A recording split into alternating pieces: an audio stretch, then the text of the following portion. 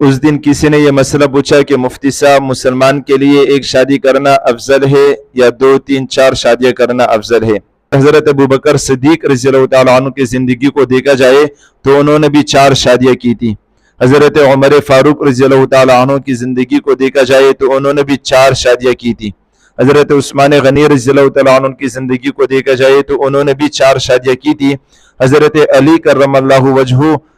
کی زندگی کو دیکھا جائے تو انہوں نے بھی 4 شادیاں کی تھی۔ حتیٰ کہ تاریخ میں لکھا گیا ہے اور یہ بات بالکل اتفاق سے، یہ بات مستند طریقے سے ہم تک پہنچی ہے کہ صحابہ کرام رضی اللہ تعالی عنہم اجمعین میں سے صرف ایک صحابی حضرت ابو ذر غفاری رضی اللہ تعالی عنہ ایسے تھے جنہوں نے 1 شادی کی تھی، باقی کوئی بھی ایسے صحابی نہیں تھے کہ جنہوں نے آپ صلی اللہ علیہ وسلم کے بعد لمبی زندگی پائی ہو اور انہوں نے 1 ہی شادی کی ہو۔ ایسے کوئی بھی صحابہ نہیں ہے، تمام صحابہ کرام نے 2 2 3 3 4 4 شادیاں کی ہے، اور اس زمانے میں تو لونڈیاں بھی ہوتی تھی، تو لہٰذا 2 3 4 شادیاں کرنا افضل ہے اس مسلمان کے لیے جو نہ نفقے کے اعتبار سے بھی بیویوں کے حقوق ادا کر سکتا ہو اور 2 3 4 بیویوں میں عدل انصاف قائم کر سکتا ہے۔ تو ایسے مرد کے لیے، ایسے مسلمان کے لیے 2 3 4 شادیاں کرنا افضل ہے نسبتاً اس مسلمان کے جو 1 شادی کرتا ہے۔ اور قرآن کریم میں بھی اللہ تعالیٰ نے جو حکم دیا ہے فَانْكِحُوا مَا طَابَ لَكُم مِّنَ النِّسَاءِ مَثْنَىٰ وَثُلَاثَ وَرُبَاعَ،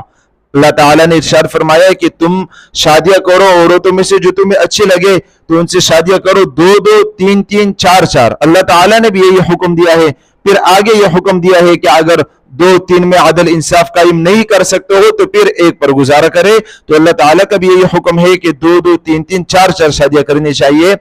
اور آج بھی سعودی عرب میں اور سوڈان میں اور ترکی کے بعض جگہوں میں آج بھی ہر کوئی 2 2 3 3 4 4 شادیاں کر رہے ہیں، چونکہ صحابہ کرام رضی اللہ تعالی عنہم اجمعین کے زمانے سے یہ چلتا ہوا آ رہا ہے کہ مسلمان 2 2 3 3 4 4 شادیاں کرتے ہیں۔ تو سعودی عرب میں آج بھی اسی طرح معمول بنا ہوا ہے کہ 2 3 4 4 شادیاں کرتے ہیں، اور یہ جو 1 شادی کیا رواج بنا ہے اور 2 3 4 شادیاں کرنے والوں کو لوگ عیبدار سمجھتے ہیں، اچھا نہیں سمجھتے ہیں، یہ ہندو سے آیا ہے۔ ہندو کے مذہب میں یہ ہے کہ مرد 1 ہی شادی کر سکتا ہے، ہندوانہ رواج ہے یہ کہ 1 شادی کرے مرد، 2 3 4 نہیں کر سکتے ہیں۔ تو یہ پاکستان ہندوستان میں جو 1 شادی کا معمول بنا ہوا ہے اور 2 3 4 شادیاں کرنے والوں کو برا سمجھا جاتا ہے، یہ ہندوؤں کا رواج ہے، یہ ہندوؤں کا مذہب ہے۔ مسلمانوں کا تو مذہب یہ ہے کہ 2 3 4 شادیاں کریں۔ تو عورتوں اور لڑکیوں کو چاہیے کہ اگر ایسے مرد کا رشتہ آ جائے، ایسے لڑکے کا رشتہ آ جائے جو اخلاق اور دین میں اچھا ہے، تو ان سے شادی کر لینا چاہیے، نکاح کے لیے رضامند ہو جانا چاہیے، چاہے وہ اس کی دوسری بنے یا تیسری بنے یا چوتھی بنے۔ اسی طرح مردوں کو بھی چاہیے کہ اگر ایسے خاتون کا رشتہ آ جائے جو اخلاق اور دین میں اچھی ہو تو ان سے شادی اور نکاح کر لینا چاہیے۔